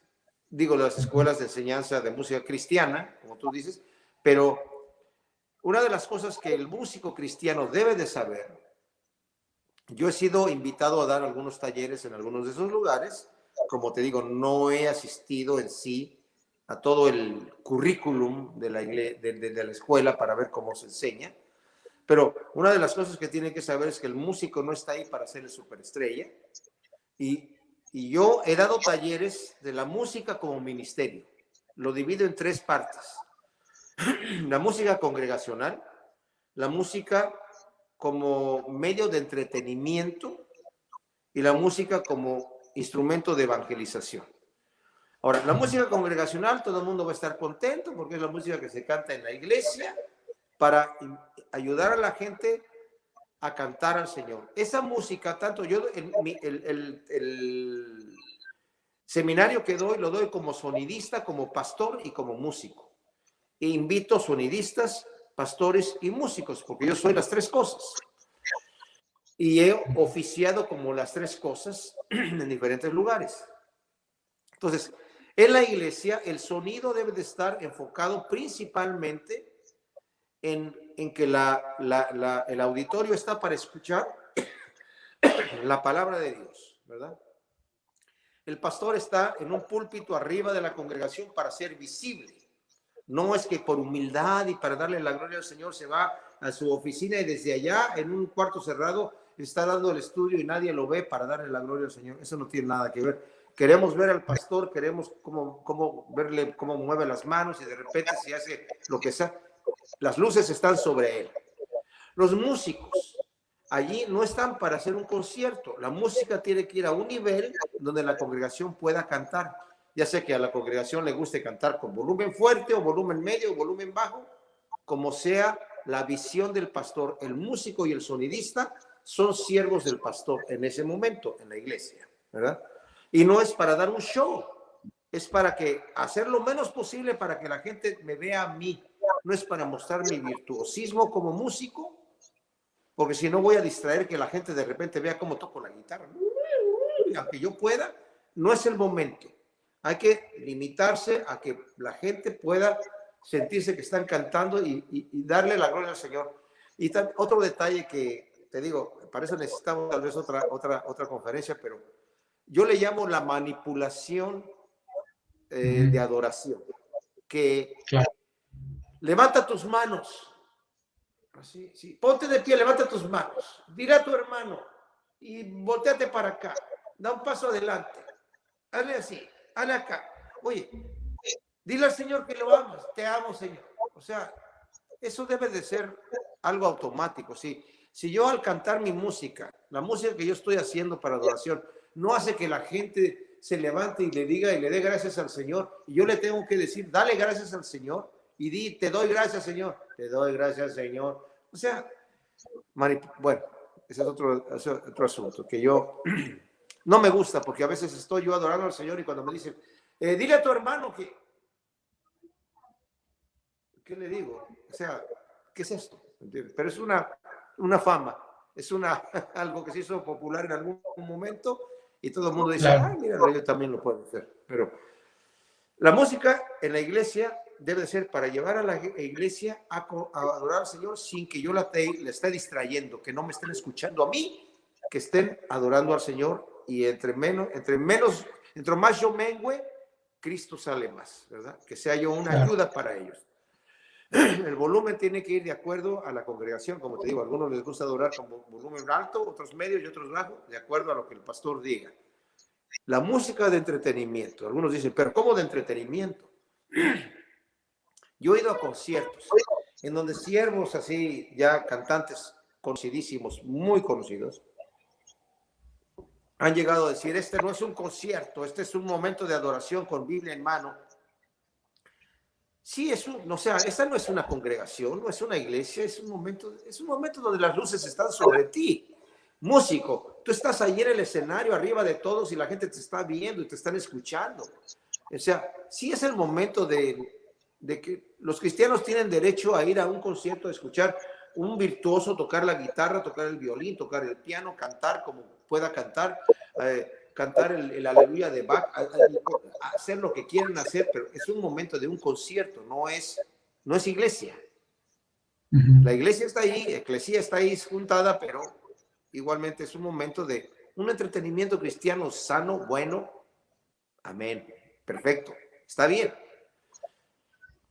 Luego está, eso no quiere decir que tengo que ser mediocre en mi música en la iglesia, pero tampoco tengo que ser el súper virtuoso que de repente la gente está adorando al Señor y de repente están oyendo un solo así, pero wow, tremendo, wow. O sea, ¿dónde estaba yo? Ah, sí, Señor, estaba por acá antes. Sino hay que medirse allí. Y luego está la música como evangelismo, en donde también las luces están sobre mí, el sonido está al nivel que yo quiera, así como en el momento del concierto, y puedo mostrar mi virtuosismo y lo que sea, pero estoy dando un mensaje en donde no estoy diciendo aleluya, cuántos veces, y ponte de pie y vamos a orar antes de empezar a cantar. No, estoy evangelizando, estoy hablándole japonés a los que hablan en japonés, estoy hablándole en portugués a los que hablan en portugués, estoy hablando en chino a los que hablan chino. O sea, el lenguaje que me estoy comunicando con la gente es un lenguaje que ellos manejan, musicalmente hablando, intelectualmente hablando, y doy mi mensaje a la manera que se pueda comunicar. Si tenemos esas diferencias, no nos vamos a confundir queriendo que todo sea lo mismo, sino que cuando voy a la iglesia, sé que me tengo que bajar de perfil, ser congregacional, dirigir a la gente en la congregación. Si voy a hacer algo de virtuosismo porque se me antojó una canción especial, siéntense, por favor. Tal vez no va a haber letras para que ustedes canten ahí. Voy a cantar una canción especial y ahí puedo mostrar mi virtuosismo y la gente va a decir, ah, qué bonito, gloria a Dios, qué bien. Perfecto, también se vale, ¿verdad? Pero siempre y cuando esté con el permiso del pastor que está a cargo de la congregación. O sea, necesitamos medirnos, pero tiene que haber, al final de cuentas, tiene que estar uno definido. Y puede ver que haya músicos que digan, no, ¿sabes qué? Yo soy músico y yo no soy llamado a hacer música congregacional en este momento. También es que existe otra cosa, Miguel, y perdón que lo mencione ahora, porque yo me acuerdo que estuve una vez en un seminario en Los Ángeles y estaba Abraham Laboriel, no sé cuántos lo conocen, es un músico mexicano, ¿verdad? Hermano de Johnny Laboriel, bueno, en mi época de jovencito eran los Rebeldes del Rock, ¿verdad? El cantante de los Rebeldes del Rock. Y estaba dándose un seminario acerca de la música en una iglesia y se para uno de los jóvenes y le dice, hermano, yo quiero saber una cosa, ¿por qué tú siendo cristiano sigues tocando música secular? Porque él graba música secular con un diferente, ¿me entiendes? El primer álbum de romance de Luis Miguel, él tocó el bajo y bueno, no, olvídate, graba con un montón, graba más música secular que música cristiana, pero igual graba con todo el mundo, pero no con todo el mundo, también si es una música ofensiva, él dice no. Y él respondió, es que yo soy un músico que soy cristiano. No soy un músico de música cristiana en sí, sino soy un músico que soy cristiano. Dice, si yo fuera arquitecto, dice, yo conozco músicos del nivel profesional mío o mayor, dice él, que decidieron ya una vez que conocieron al Señor, solamente voy a tocar música cristiana para la congregación. Perfectamente bien. Yo no, dice, yo soy músico, ese es mi trabajo, pero soy cristiano. Ahora, si tú eres arquitecto, dice él, bueno, tú puedes decir, yo soy arquitecto, me convertí al Señor. Ahora nada más voy a construir iglesias, centros de evangelización, centros de comunidad cristiana y de retiros espirituales, y no voy a construir ni hoteles, porque quién sabe qué pagano se va a ir ahí a acostar, o casas para ningún incircunciso de corazón. O sea, voy a hacer solamente congregaciones. Perfecto. Pero si quieres ser un arquitecto y seguir construyendo departamentos sin saber quién va a ir ahí, bueno, no importa.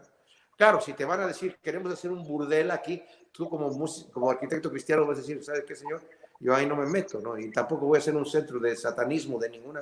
Claro, ahí ya defino mi línea, pero yo creo que Cristo como carpintero no decía, a ver, ¿qué quieres que te construya? ¿Un qué? ¿Una mesa? No sé si usaban mesas en aquel entonces, pero lo que le fuera a construir, ¿verdad? no era para pura gente solamente devota al Evangelio, ¿me entiendes? O al Señor o a Dios, o lo que sea. Sino, y a unos piensan que la música, por algún motivo así esotérico, tiene que ser exclusivamente escuchar música cristiana. Y mira, yo te digo, yo sé que lo que estoy diciendo puede ser ofensivo para mucha gente porque así se les ha enseñado, pero yo una vez estuve en un evento con un músico que no voy a decir su nombre, conocidísimo, y que él estaba dando una clase acerca de escuchar pura música cristiana, y hay de aquel que escuche música secular y no sé cuánto. Estamos en el mismo hotel y voy pasando por afuera de su cuarto, donde estaba él con sus músicos, y estaba sentado escuchando un concierto de Bryan Adams, músico secular, y le dice a su guitarrista, mira, así es como quiero que suene tu guitarra. Después de haber hablado a la gente diciendo, ay de ti si escuchas música secular, y digo yo, qué ridículo es esto. O sea, no, ¿me entiendes? O sea, necesitamos ubicarnos. El do, re, mi, fa, sol de la música secular es el mismo el do, re, mi, fa, sol de la música cristiana. Sí debemos de saber diferenciar entre lo que es la cultura musical. O sea, hay gente que me dice, oye, ¿a poco se puede cantar heavy metal cristiano? Pues sí, no hay una regla que la Biblia diga que no se puede cantar heavy metal cristiano. O sea, va a ser un poco difícil, pero sí se puede. O sea, no es mi estilo, yo no lo haría, ¿verdad? Pero, o sea, yo pienso que la música tiene que decir lo mismo que dice la letra. O sea, por ejemplo, tenemos las 4 estaciones de Antonio Vivaldi, una obra clásica, instrumental. Tenemos el movimiento de primavera, verano, otoño e invierno, 4 movimientos. No tiene palabras, no tiene imágenes, pero cuando tú escuchas la primavera y estás escuchando, dices, puedo escuchar la primavera en los violines y todo, ya me imagino ahí las maripositas, las florecitas saliendo y todo el asunto ahí. El verano, el otoño y el invierno. O sea, el hombre tuvo el don y el talento de, con la pura música, de escribirte una letra y una imagen en tu mente. Ahora, si tú como músico eres capaz de a esa música ponerle la letra de lo mismo que estás diciendo, te va a dar un doble golpe, porque la letra ya está marcando Pero si además de la letra, en vez de solamente decir palabras, utilizas poesía, entonces es un triple golpe, porque la poesía es otro arte que penetra hasta el alma. Ya no son solamente palabras, sino son palabras que tienen otro toque, que se penetra mucho más profundo. Entonces tienes poesía y tienes música. Y si a eso le añades imagen, pues ya diste no sé cuántos golpes más. Pero tiene que comunicar lo mismo. O sea, en la adoración, música cristiana, ¿puedo utilizar yo así esa música de rock para adorar al Señor? No, tal vez no, porque no voy a decir aleluya. No va. Pero quién sabe, para evangelización, no sé, tal vez diciendo generación de víboras, no sé, Juan el Bautista, el mensaje, a lo mejor pegaría, pero a lo que yo voy con eso no es que Dios se ofenda con el... Ahora, el estilo musical muchas veces conlleva un estilo de vida. Hay gente que me ha dicho, oye, ¿a poco hay reggaetón cristiano? ¿Se puede tocar reggaetón cristiano? Pues mira, si el reggaetón es una música que conlleva una cultura de un baile sensual, la cultura no la puedes heredar. El ritmo no tiene nada que ver, la música en sí, pero la cultura no. Y si el heavy metal te lleva a hacer prácticas o estilos de vestido, de vestimenta y que son ofensivos moralmente a los valores bíblicos, ya ahí ya te estás metiendo en un terreno prohibido. O sea, hay que definir. No es la música, es la cultura. Entonces, no se puede llevar una cosa con la otra, porque también, por ejemplo, a mí me ha tocado, Miguel, que por haber sido uno de los precursores, llevar la guitarra eléctrica dentro de la iglesia cristiana hispana era un pecado. O sea, era, la guitarra eléctrica, y sobre todo un solo ahí, y si tenía distorsión la guitarra, no. Era como que, ¿cómo? ¿Verdad?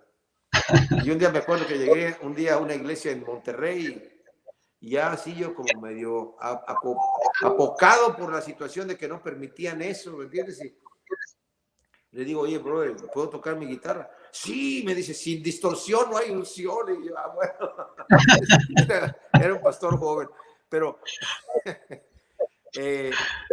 y el saxofón era como un saxofón ahora, pero ya ahora ya se permite, o sea, el órgano sí se valía, pero también, o sea, es que, y los tambores, no sé si te llegaste a escuchar que los tambores, no se permitía la batería en algunos lugares porque los tambores los vienen del África y los utilizaban para invocar demonios, así que tocar tambor es del diablo. Me acuerdo que yo he ido varias veces a Cuba, pero mi primer visita que fui a Cuba hace muchos años ya, la primera, estuve en una conferencia de adoración y llegó un joven y me dice, oye, dice, sí, a mí me gusta tocar mucho, me gusta la batería. Y le digo, sí, sí, toco en la iglesia. Ah, ¿tocas la batería? Dice, no, es que la batería no se puede tocar ahí porque es del diablo. Oh, es del diablo, sí, por los demonios que sí, de África. Dice, sí, ok. Y le digo, ¿y qué hacen ahí para la percusión? Bueno, es que la tocan, pero la tocan en el teclado. El teclado sí se vale porque es de Dios. Ah, pues es el mismo sonido, es la misma cosa, o sea. Bueno, Pues pero el sí. teclado es de Dios, pero no, o sea. Ok, Alejandro, pues muchísimas gracias. Yo creo que sí nos tenemos que aventar otra plática Ok. porque hay bastantes preguntas que me han inquietado y han inquietado a muchos amigos que hemos podido estar en los grupos de alabanza, en las congregaciones, y pues hemos visto también un poco el cambio que se ha dado pues a nuestros días, ¿no? Toda esta modernidad que se ha dado y varios aspectos que hay que analizar y tener cuidado, las atmósferas que se crean, los ambientes, los moveres, y a Dios la palabra, ¿no? Hay un momento en que la palabra ya es hecha a un lado y se le da más lugar a otras situaciones del alma, espirituales, pero pues te agradezco muchísimo, Alejandro, que hayas aceptado la invitación a la comunidad eh, de acá de Cuernavaca ¿Cómo no? y poder haber platicado tu Gracias. experiencia como padre, como abuelo de homeschooler. Y pues muchísimas gracias a todos los que nos siguieron en esta transmisión en Comunidad Creativa de Educación Libre Asociación Civil. Hemos transmitido una vez más para ustedes y pues nos vemos en una próxima entrevista y esperemos en breve poder contar con la presencia de Alejandro y si Pamela no huye, poder platicar un poquito también con ella. Ah, Pues ok. No, muchísimas no, gracias, Alejandro. estaría contenta de estar aquí también. Sí. Ok, pues la agendamos en breves semanas y pues muchísimas gracias amigos, que pasen muy buenas noches. Saludos a todos. Hasta luego. Hasta luego.